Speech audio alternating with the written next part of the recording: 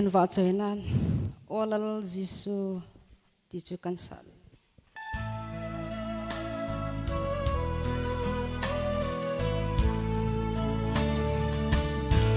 olal jisu namin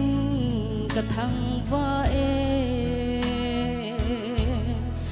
china ko nin hinna kagal kaita ka chon sit na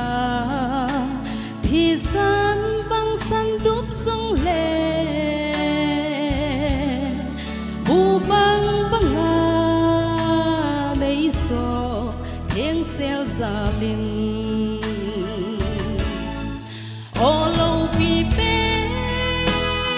pakai ka va soi ze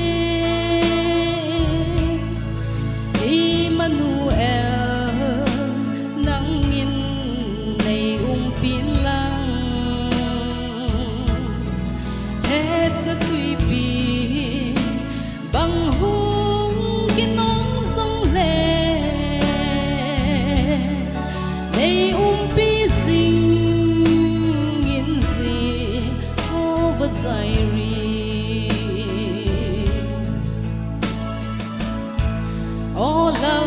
Giêsu namin katsoya le dày lan oi dinh ta nghe namin lâu pi lấy ya bát hen izarin tâm riêng sông le ka kisel na nang bo na hi o lo pi pen pakai ka va choi ze Emmanuel nang in nei pin lang het ta tui pi bang hung kinon song le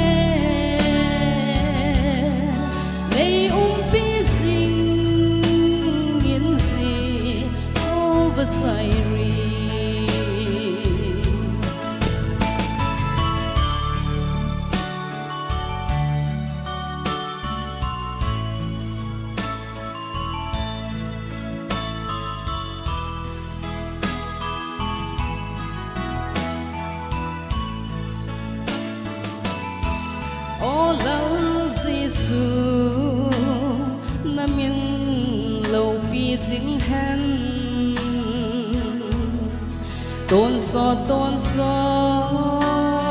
pakai nahi ze in ka hin lai se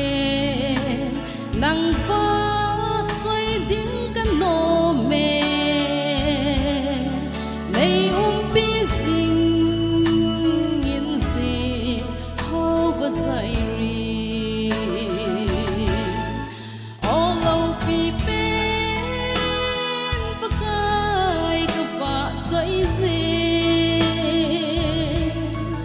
Emmanuel